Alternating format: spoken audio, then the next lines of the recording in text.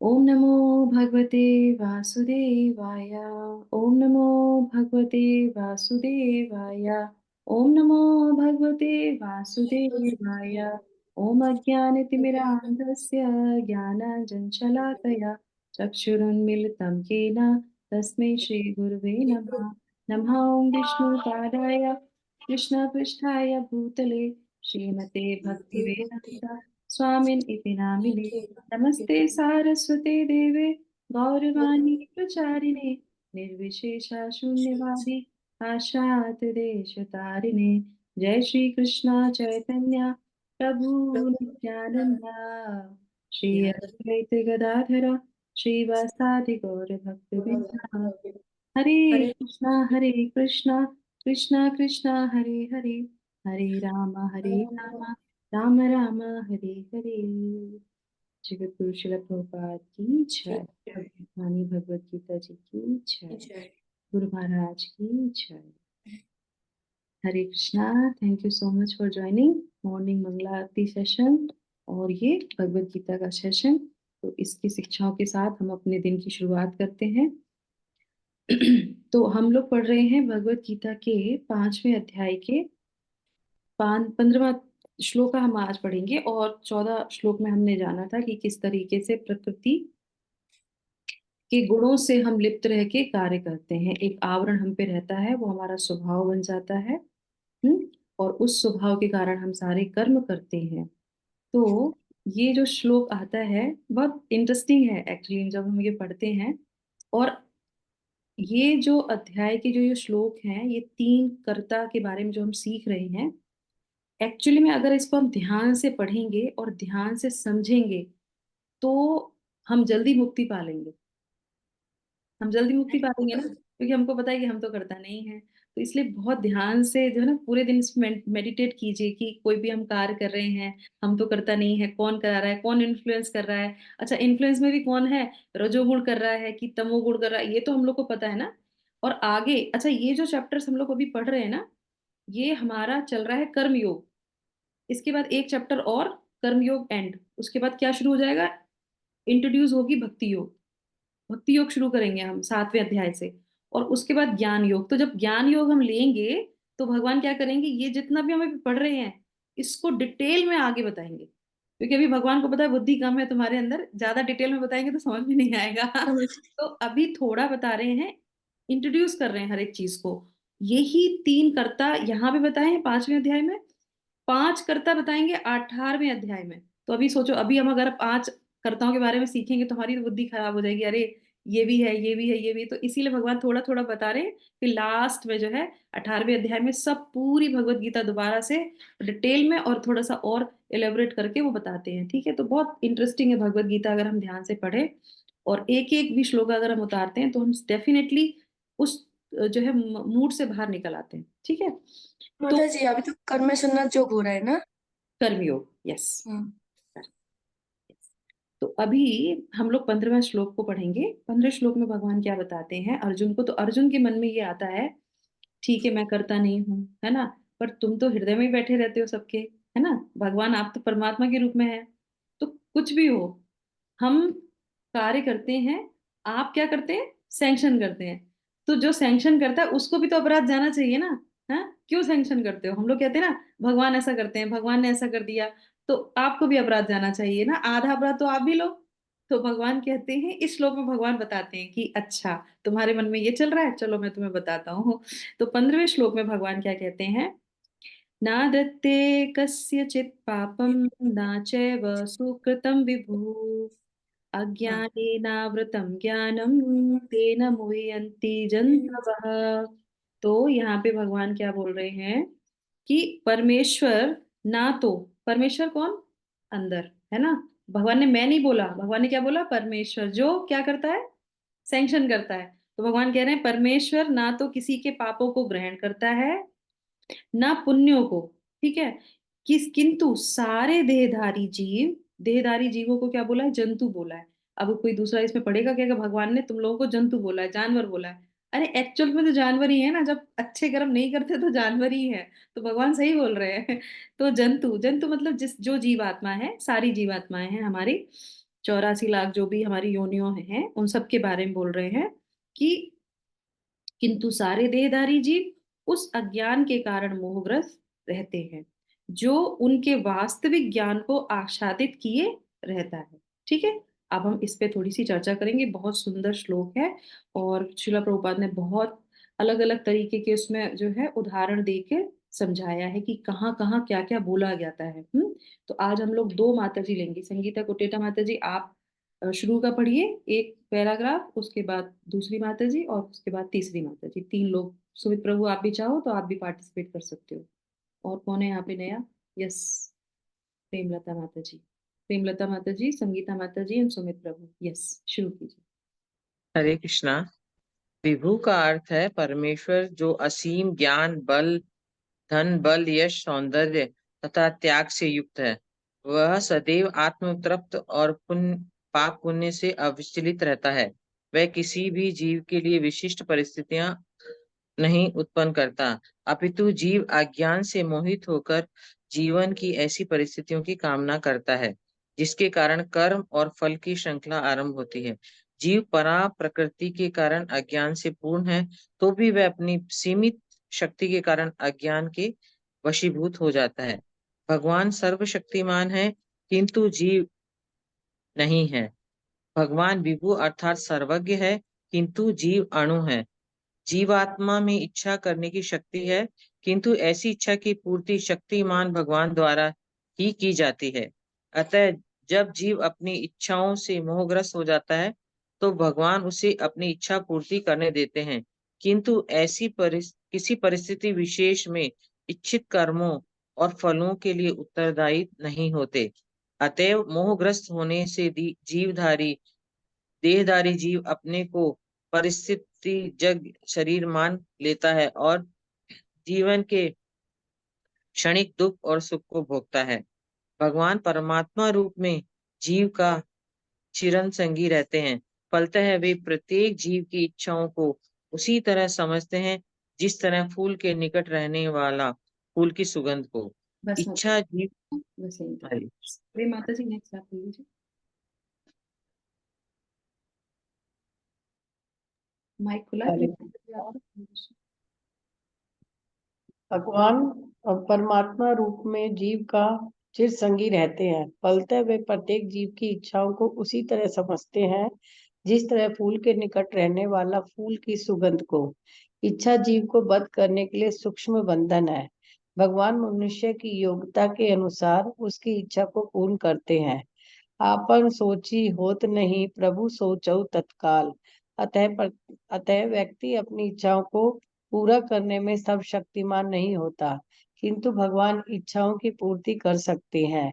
वे निष्पक्ष होने के कारण स्वतंत्र अनुजीवों की इच्छाओं में व्यवधान नहीं डालते, किंतु जब कोई कृष्ण की इच्छा करता है तो भगवान उसकी विशेष चिंता करते हैं और उसे इस तरह प्रोत्साहित करते हैं कि भगवान को प्राप्त करने की उसकी इच्छा पूरी हो और वह सदैव सुखी रहे।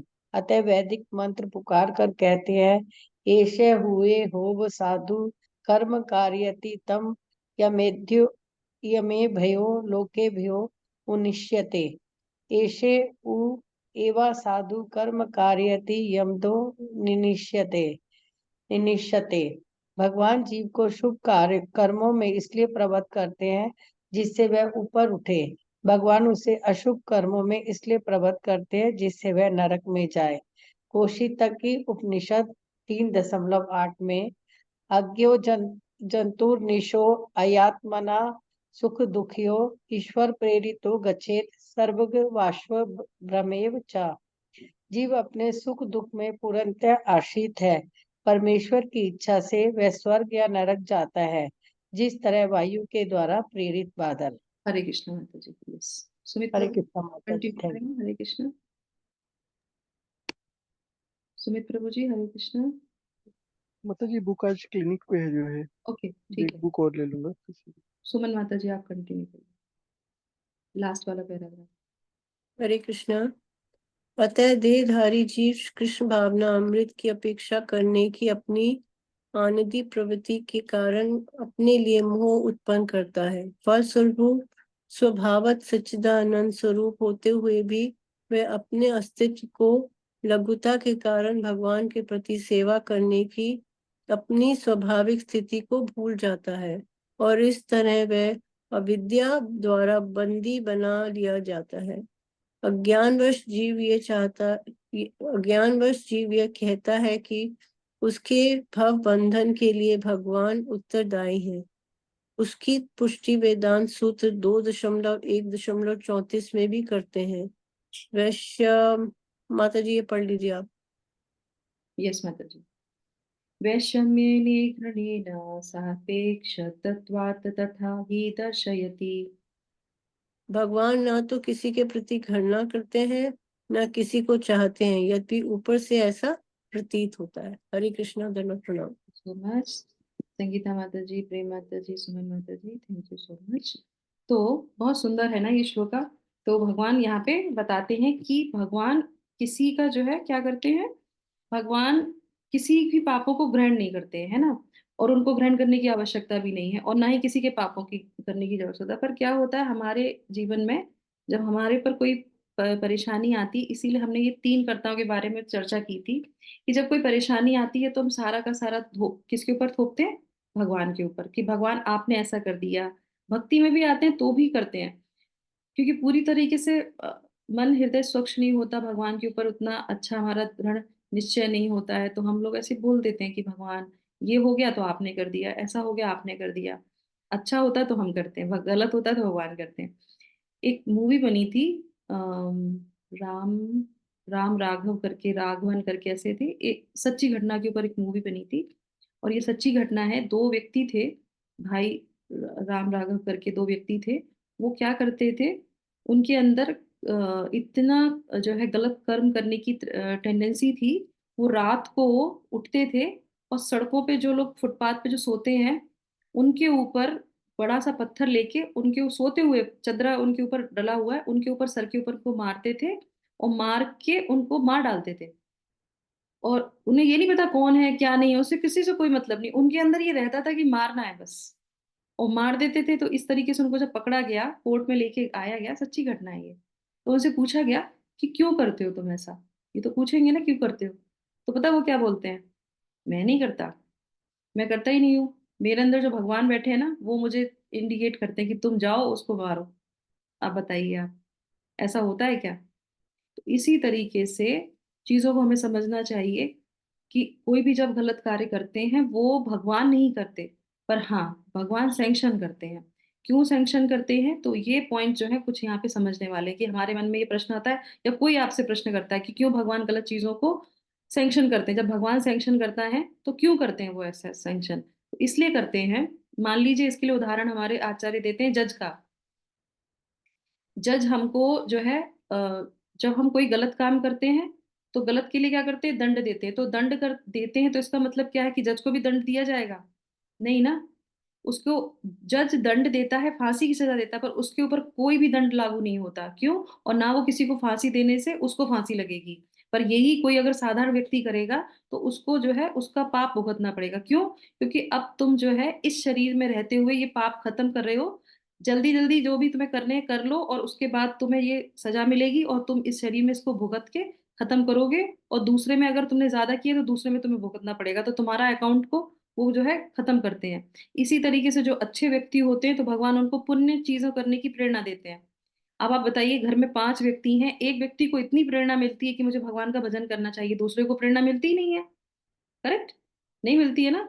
तो क्योंकि पहले की जो हमारे आवरण है वो, और दूसरी बात जो उसकी इच्छा है वो, ये सब मिलके कार्य करती है। और भगवान, एक शब्द यहाँ पे शिला प्रभुपाद बहुत अच्छी लिखते हैं, वो ये कहते हैं कि हम उन्होंने जो स्वतंत्र निष्पे भगवान निष्पक्ष है, किसी पक्षपात नहीं करते, ठीक है। निष्पक्ष होने के कारण स्वतंत्र जीव अणु जीवों की इच्छाओं में व्यवधान नहीं डालते। अगर भगवान व्यवधान डाले तो फिर हमारा इस जगत में आने का पर्पज ही क्या रह गया। जब सब काम भगवान ही करेंगे तो फिर कुछ फायदा रह गया, फिर तुम कठपुतली जैसे रह गए कि अब भगवान ने ये कहा ये करो, वो करो, वो करो। फिर प्रेम वाली भावना कहाँ रह गई। ऐसा होता है ना, अगर घर में हमसे कोई हर काम ये बोले कि तुम मेरे ही करने पे ऐसा कार्य करो, भले ही वो व्यक्ति कर लेगा, पर वो कहेगा कि सब कुछ आपके हिसाब से ही चल रहा है तो मेरी तो कोई इच्छा है ही नहीं, तो वो कहीं ना कहीं प्रेम संबंध नहीं होगा वहां पे, करेक्ट। प्रेम संबंध खत्म हो जाएगा, फिर वो ऑर्डर वाली, जैसे हम ऑफिस में जाते हैं, जो बॉस ने बोला वो हमें करना पड़ेगा, बस करना ही पड़ेगा। ऑफिस में क्या बॉस से प्रेम हो जाएगा? कभी प्रेम नहीं होगा, क्योंकि वो तो प्रेम जैसा संबंध उसने रखा ही नहीं, उसने तो ऑर्डर वाला संबंध रखा। तो यहाँ पे भी बात है, निष्पक्ष है, ऑर्डर नहीं देते, तुम्हारी इच्छा है, ऐसा करना चाहते हो कर लो। तो इसलिए भगवान ये करते हैं। पर इसके आगे जो लाइन है वो बहुत इंपॉर्टेंट है। वो क्या है कि जब कोई कृष्ण की इच्छा करता है तो भगवान उसकी विशेष चिंता करते हैं, है ना। तो भगवान कृष्ण की अगर इच्छा करते हैं तो भगवान क्या करते हैं? चिंता करने लगते हैं कि अब मैं इसकी टेक केयर करूंगा। क्यों? क्योंकि ये मुझे इसीलिए भगवान ने हमको स्वतंत्र छोड़ रखा है। किस लिए छोड़ रखा है? कि तुम स्वतः आओ मेरे पास, तुम भुगतोगे, तुम्हें बुरा लगेगा, तुम्हें ये कष्ट होगा, वो कष्ट होगा, और मैंने तुम्हारे इसलिए तुम्हें प्रेम करता हूं। तुम भटक रहे हो, तुम्हारे पॉकेट में क्या डाल दिया है? चिट्ठी डाल दी है, प्रेम पत्र डाल दिया। प्रेम पत्र क्या है? क्या प्रेम पत्र है? कृष्ण भावना भगवत गीता। भगवत गीता, यस। 18 डेज वाले सेशन में मैंने बताया था, ये जो भगवत गीता है ये कुछ और नहीं है, ये प्रेम पत्र है भगवान का। कोई हमसे इतना प्रेम करता है, अगर हमारा बच्चा कहीं जाता है, हॉस्टल में जाता है, कहीं जाता है, तो माँ क्या करती है? ये तुम्हारे खाने की व्यवस्था, ये तुम्हारे पहनने की व्यवस्था, तुम ऐसे कर लेना। और तो छोड़ो, बहुत सी माएं तो लिस्ट बना के, बेटा ऐसे ये कर लेना, इसको ऐसे करना, इसको ऐसे करना, वो सब कर देती है। तो क्यों करती हैं?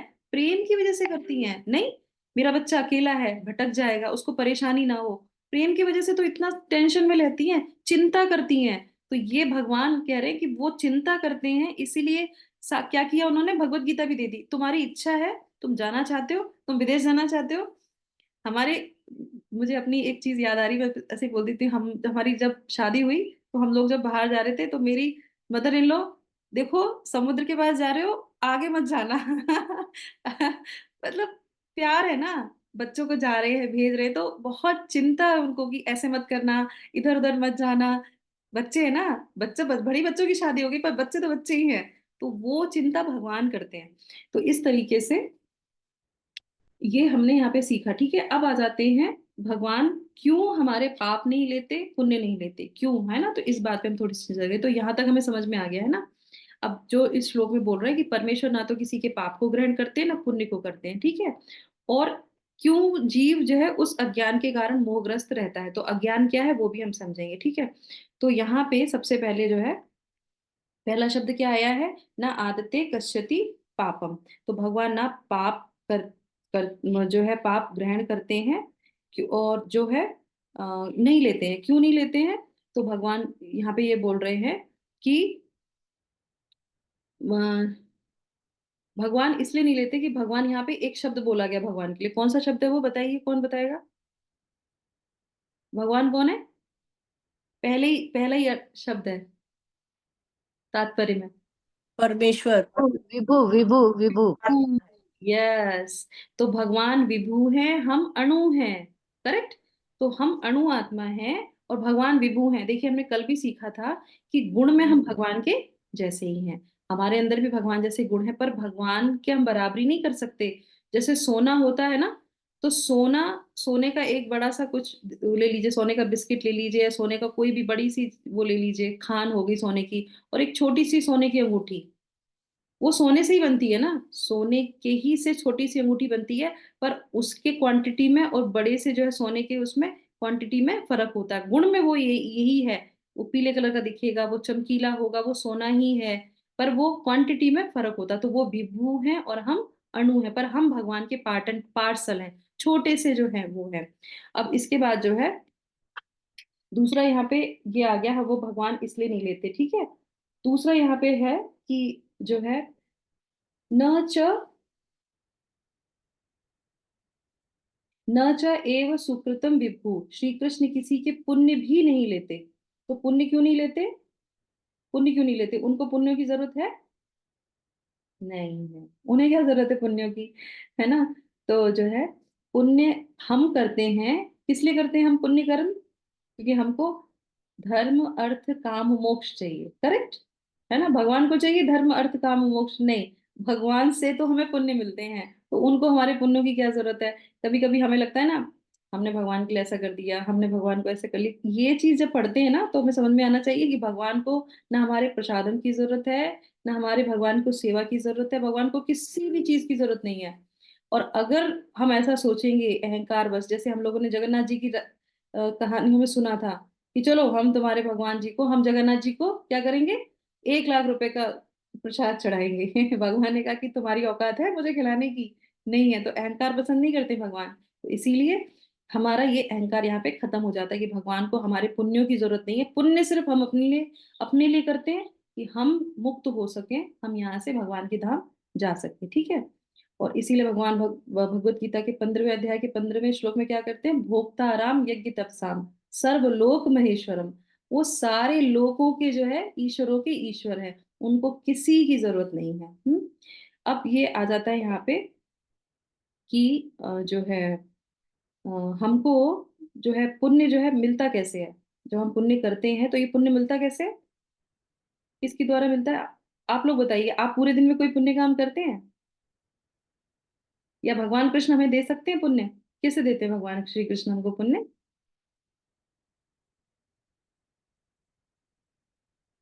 हम जब सतोभाव में रहते हैं, अच्छे विचार रखते हैं, तो पुण्य करते हैं। पुण्य करते हैं। अगर हम, जैसे मान लीजिए हमारे बहुत मन है कहीं तीर्थ यात्रा पे जाने का, तीर्थ जाने का मतलब है कि पुण्य इकट्ठे करना, करेक्ट? हम नहीं जा पा रहे हैं, तो फिर क्या होगा? अब हम तो भगवान कृष्ण का नाम लेते हैं, तो हमको पुण्य नहीं मिलेंगे क्या? मिलेंगे ना? मिलेंगे ना? हाँ। तो इसी तरीके से एक पुराण है जिसमें लिखा हुआ है, विश्वामित्र संहिता है एक, उसमें लिखा हुआ है ये, और कई सारे बहुत सारे शास्त्रों में लिखा है। उसमें बोलते हैं कि जितने भी तीर्थों के नाम आपने सुने हैं, आप गए भी नहीं हो, छोड़ दो, सुने हैं, जितने भी तीर्थ आपने सुने हैं, उन सब पे जो है जितने भी पुण्य मिलते हैं, जाने से, नहाने से, दर्शन करने से जो भी पुण्य मिलेगा, उन जो है पुण्यों का कितना, 1 करोड़ हिस्सा, कितना, 1 करोड़ हिस्सा जो है वो क्या होता है, सिर्फ भगवान का, कृष्ण का नाम लेने से मिलता है। हरी बोल तो निकलनी चाहिए ना मुझसे। पूरे दिन हम लोग जो 16 माला करते हैं, 1 करोड़वा हिस्सा, एक थोड़ा बहुत भी नहीं, 1 करोड़ हिस्सा किससे? सिर्फ भगवान कृष्ण के नाम लेने से। अब आप सोचिए, जब ये बात आप पढ़ते हैं, ये क्यों उदाहरण दिए जाते हैं, जब हम ये पढ़ते हैं ना, तो हमारे अंदर क्या आना चाहिए, एक खुशी आनी चाहिए कि भगवान कितने कृपालु हैं हमारे ऊपर, उन्होंने कितनी कृपा की है कि हम भगवान का नाम ले पाते हैं। तो बहुत सुकृति चाहिए। इसीलिए बोला जाता है कि हमारे आचार्य क्या बोलते हैं, कुछ करने की जरूरत नहीं, तुमने सारे पिछले जन्मों में सब कुछ किया है, सब कुछ करके आए हो, इसीलिए भगवान का नाम ले रहे हो। और जो भगवान का नाम नहीं ले रहा है तो टाइम लगेगा उसको। तो इसीलिए हमको प्रयास करना चाहिए कि भाई आप भी ले लो नाम, क्योंकि नाम लेना अब कलयुग में सिर्फ कृष्ण, ये बोलते हैं कली काले नाम रूपे कृष्ण अवतार।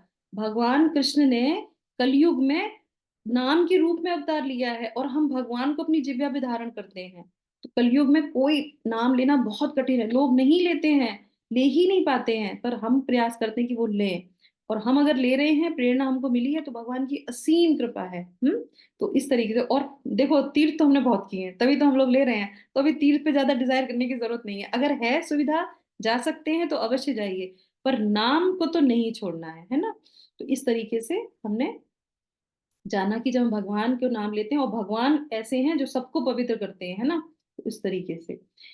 तो यहाँ पे और प्रभुपाद क्या लिखते हैं तात्पर्य में, कि जो है परमेश्वर जो आसक्ति से, तो यहाँ पे उन्होंने लिखा था, यहाँ पे कहाँ गया, विभू का सर्वज्ञ किंतु परमेश्वर, क्या कहाँ गया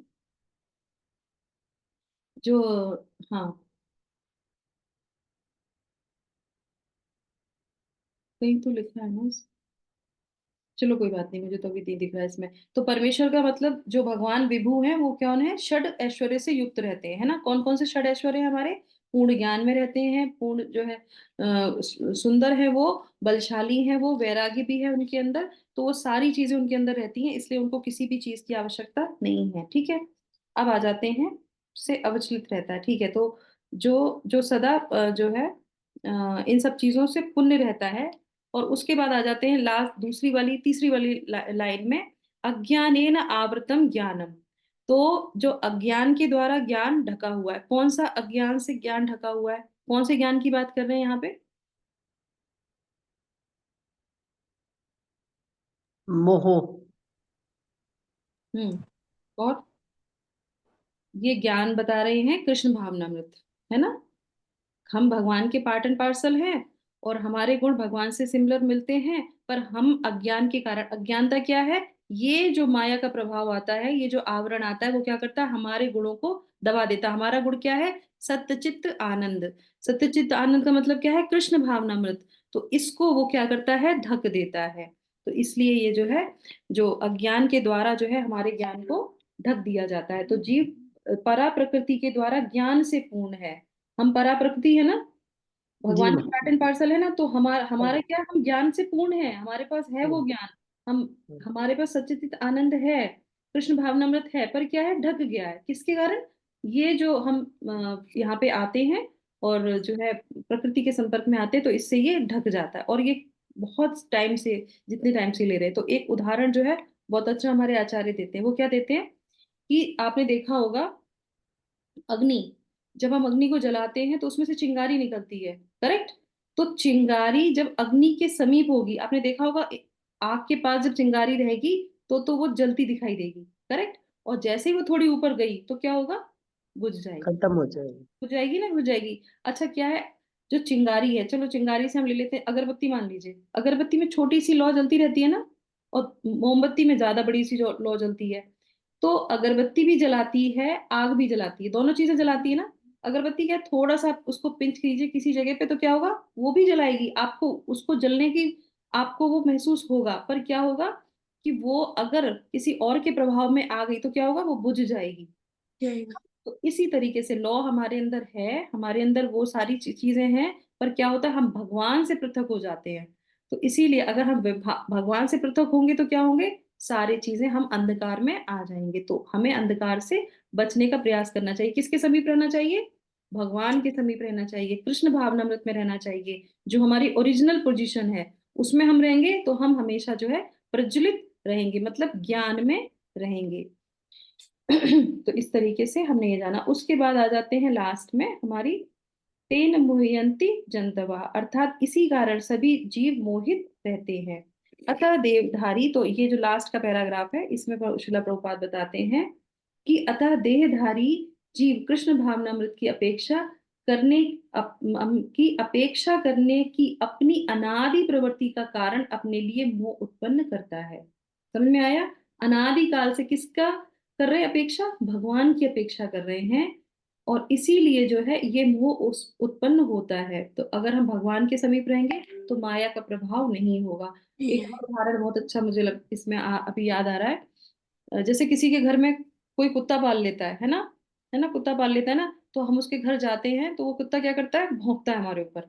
भौंकेगा कि नहीं भौंकेगा, पर वही कुत्ता किसके ऊपर नहीं भौंकता, उसके घर मालिक वाले। के ऊपर नहीं भौंकता, उसका जो मालिक है उसके ऊपर नहीं भौंकेगा। और अगर उसके मालिक ने बोल दिया, टॉमी जो भी उसका नाम है, तुम बैठ जाओ ये मेरा फ्रेंड है, कीप क्वाइट, ऐसे बोल देते तो फिर वो भौंकेगा उसके ऊपर, फिर वो नहीं भौंकता, क्योंकि उसके मालिक ने बोल दिया। तो इसी तरीके से माया कब कार्य नहीं करती, जब हम भगवान के समीप जाते हैं। अब वो किसके अंडर कार्य कर रही माया, वो तो भगवान के अंदर कार्य कर रही ना, भगवान की सेवा कर रही है। भगवान कह देंगे नहीं, इसने कंठी पहन रखी है, ये मेरा जाप करता है, ये मेरा कौन है, डॉगी है। छोड़ो इसको। तो सड़क पे बहुत सारे डॉगी घूमते हैं, है ना, हमारे शिला प्रभुपाद और हमारे आचार्य बड़े प्राउडली कहते हैं, देखो सड़क के जो कुत्ते घूम रहे हैं ना, उसको कभी भी आके जो है यमराज जी और माया पकड़ के लेके जाएगी। है ना, आते हैं ना लोग सफाई करने वाले, पकड़ के लेके जाते हैं स्ट्रीट डॉग को। पर जिसके गले में बेल्ट है ना, उसको पता करते हैं भाई ये किसका है, उसके घर पहुंचाओ, ये पालतू है, ये सड़क का नहीं है। तो हम कौन है, हम भगवान का है। हम पालतू हैं, हम किसके हैं, हम कृष्ण के हैं। तो हमने ये गले में अपने क्या डाल रखी है, बेल्ट डाल रखी। तो बेल डाल के। जल्दी से बेल्ट डालो अपने गले में, नहीं तो कोई भी पकड़ के लेके जाएगा। तो इसीलिए जो है हम लोग कंठी पहनते हैं, क्योंकि हम भगवान के हैं। और कभी भी किसी भी तरीके से, जैसे हमने अजामिल के बारे में सुना था, तो उस भगवान के थोड़ा सा भी जो नाम लेता है, ये मरने के टाइम पे थोड़ा सा भी तुलसी टच करती है उसके शरीर को, कोई भी यमदूत उसको छू ही नहीं सकते, क्योंकि ये विधान है भगवान का। भगवान ने ऊपर इंस्ट्रक्शन दे रखी है, तुलसी जिसके शरीर में हो, तिलक जिसके शरीर में हो, किसी भी जगह किसी भी काल में कहीं पे भी रोड एक्सीडेंट हो, कुछ भी हो, कैसे भी उसकी मृत्यु हो, कोई फर्क नहीं पड़ता, वो नहीं मेरे होना ही काम आएगा, क्योंकि वो मेरा है। ठीक है, तो इसीलिए कंफर्म करके हम लोग को वो पहनना चाहिए। ठीक है, तो यहाँ पे वो स्वाभाविक स्थिति को भूल जाता है और इस तरह वो अविद्या द्वारा बंदी बना लिया जाता है। बंदी क्या है? माया पाश। पाश होता है बंदी बनाना, है ना, तो हम लोग बंदी बन जाते हैं, तो हमें ये ध्यान रखना चाहिए। अब हम आ जाते हैं कुछ पॉइंट्स पे जो हमें यहाँ पे इस श्लोक से टेक अवे करने हैं। कौन कौन से टेक अवे पॉइंट्स हैं हमें? तो सबसे पहले हमें ध्यान रखना चाहिए, भगवान ना तो किसी के प्रति घृणा करते हैं और ना ही किसी जो है किसी को चाहते हैं, मतलब वो जो है पक्षपात नहीं करते हैं। पर कब करते हैं? जब हम भगवान की इच्छा करते हैं, है ना, निष्पक्ष होके वो सबके सैंक्शन कर देते हैं, तुम्हें जो करना है तुम कर सकते हो। पर जो भगवान की इच्छा करता है, फिर भगवान कहते हैं कि नहीं, तुमको ये कार्य नहीं करना है। भगवान सारी जिम्मेदारी हमारी ले लेते हैं। जैसी शरणागति वैसा भगवान का रेसिप्रिकेशन है। यम यम भावी यम यम स्मरण भावम तत्तदेव कलेवरम, तो वैसे ही भगवान वैसा करते हैं। अब उसके बाद जो है दूसरा पॉइंट है, भगवान विभू है और हम अणु हैं। इस बात का हमेशा हमको ध्यान रखना चाहिए। भगवान को हमारी किसी भी चीज की जरूरत नहीं है। हम चिंगारी हैं, भगवान अग्नि है, तो चिंगारी का क्या दायित्व है? वो जो है अग्नि के समीप रहे। करेक्ट। और उसके बाद जो है, और अपने स्वाभाविक गुणों को हमें प्राप्त करना है, तो वो हम कैसे करेंगे? चिंगारी जो है अग्नि को कैसे प्रज्वलित करते रहेंगे हर समय? कैसे रहेंगे उसके समीप? भगवान के निरंतर जप करने से, भगवान की सेवा करने से। हरे कृष्णा कृष्णा कृष्ण कृष्ण कृष्ण हरे हरे हरे हरे राम हरे राम हरे राम राम हरे हरे राम राम हरे हरे। हरे भगवान कृष्ण। की अग्नि को प्रज्वलित करते रहने का। ठीक है। और उसके बाद तीसरा पॉइंट, ये दूसरा पॉइंट हो गया। उसके बाद है भगवान हमारी इच्छाओं की पूर्ति करते हैं। Very important. भगवान हमारी सारी इच्छाओं की पूर्ति करते हैं, पर हमें क्या ध्यान रखना है? हमें कौन सी इच्छा करनी है? कृष्ण की इच्छा कर रहे हैं कि माया की इच्छा कर रहे हैं? करेक्ट। कृष्ण की इच्छा करनी चाहिए। आप सोचिए, इतना इम्पोर्टेंट है ये बात कि जैसे आपके मन में आया कि कोई लस्ट है, कोई डिजायर है, कुछ है, तो तुरंत भगवान से बोलिए कि भगवान, मन में आया है पर आप सैंक्शन मत करना, प्लीज आप सैंक्शन मत करना। हमारे तो मन में आ गया, पर ये रिजेक्ट कर दो, इसको इसको जरूरत नहीं है सैंक्शन करने की। ये गलत भावना मेरे अंदर आ गई है ना, किसी के प्रति है, कुछ भी ऐसी गलत चीज है, तो तुरंत भगवान से, क्योंकि भगवान सैंक्शन करने वाले हैं, इसलिए आप बोल सकते हैं भगवान को कि भगवान, अभी हमने पढ़ा था पांचवा अध्याय, अभी आप सैंक्शन मत करना, आप छोड़ दो उसको, छोड़ दो इस तरीके से। तो उसके बाद है, भगवान परमात्मा के रूप में हमारे चिर संगी हैं। तो कभी भी अपने आप को अकेला मत मानिए, क्योंकि भगवान हमेशा आपके साथ में रहते हैं। किस तरीके से? जैसे फूल के साथ क्या रहती है? सुगंध रहती है। कोई भी आपको छोड़ के चला जाए, पर किसी के लिए भगवान को छोड़ने की आवश्यकता नहीं है, क्योंकि वो हमारे सुहृदम सर्वभूतानाम, उनसे ज्यादा हितैषी हमारा कोई नहीं है, जो हमें कभी भी नहीं छोड़ के जाते, एक सेकंड के लिए छोड़ के नहीं जाते, पर हम उनके लिए जो है विस्मित हो जाते हैं। तो हमें ये ध्यान रखना चाहिए। और फिर जो है, और उसके बाद लास्ट में, भगवान मनुष्य की योग्यता अनुसार उसकी इच्छा की पूर्ति करते हैं। ये बहुत इंपॉर्टेंट है। तो हम क्या करेंगे? दोषारोपण भगवान को नहीं करेंगे। क्यों? क्योंकि हमारे अकाउंट में बैलेंस नहीं होगा तो चीजें हमको नहीं मिलती हैं। तो इसलिए भगवान को दोषी नहीं मानना चाहिए कि भगवान आपने हमको ऐसा नहीं दिया, आपने ऐसा नहीं। भगवान सब कुछ पूरा करते हैं, पर उसके साथ साथ दो चीजें कार्य करती हैं। भगवान सैंक्शन करते हैं, पर आपके अकाउंट में भी चीजें होनी चाहिए। अगर अकाउंट में नहीं है, तो भगवान कहते हैं कि इसलिए तुम्हें ये चीजें नहीं मिल रही हैं। और अगर हम भगवान पे पूरा सरेंडर हो जाते हैं, तो भगवान कहते हैं कि जो तुम्हारे लिए अच्छा होगा उसको मैं दूंगा, और जो तुम्हारे पास है, अभी हम पढ़ेंगे आगे, भगवान बताएंगे भगवत गीता में, जो तुम्हारे पास है उसकी मैं रक्षा करूंगा। भगवान गारंटी दे रहे हैं। अब हमें किसका डर है बताइए? भगवान कह रहे हैं कि जो तुम्हारे पास है उसकी मैं रक्षा करूंगा, और जो तुम्हारे पास नहीं है उसकी मैं पूर्ति करूंगा। तो आप बताइए, ऐसे भक्त के लिए, सॉरी, ऐसे भगवान के लिए हम अपना जीवन क्यों ना न्यौछावर करें? करेक्ट। हम दूसरों के लिए क्या करते हैं? कृष्ण भावनामृत को त्याग देते हैं। दूसरों के लिए हम कंठी नहीं पहनते, दूसरों के लिए हम जपा नहीं करते, दूसरों के लिए हम मंदिर नहीं जाते। अरे, हम भगवान के लिए करेंगे, भगवान अपने आप उनको देखेंगे। तो प्रार्थना क्या करनी चाहिए भगवान से? भगवान, जो भी मेरे हितैषी हैं वो आपके भक्त बने, और जो आपके भक्त हैं वो मेरे हितैषी बने। ये संबंध हमारा भगवान से होना चाहिए। क्या होना चाहिए? भगवान जो भी आपको प्रिय हैं वो मुझे भी प्रिय होने चाहिए, करेक्ट। और जो मुझे प्रिय लगते हैं, है ना, वो क्या, उनको उनको आप अपना लीजिए, करेक्ट। तो वो क्या करेंगे? जो आपके घर में जपा नहीं कर रहे उनको भगवान अपना लेंगे। ये हमें प्रार्थना उनके लिए भी करनी चाहिए, ठीक है। तो चलिए मिलके सब लोग जो है प्रार्थना करेंगे भगवान से हरे कृष्णा मंत्र की, और इस श्लोक को यहाँ पे विराम करेंगे। हरे कृष्णा कृष्णा कृष्णा हरे कृष्णा हरे, हरे हरे, हरे राम राम राम हरे हरे। जगत गुरु श्रील प्रभुपाद की जय। हरि ओम तत्सत। हरे Krishna. Thank you so much.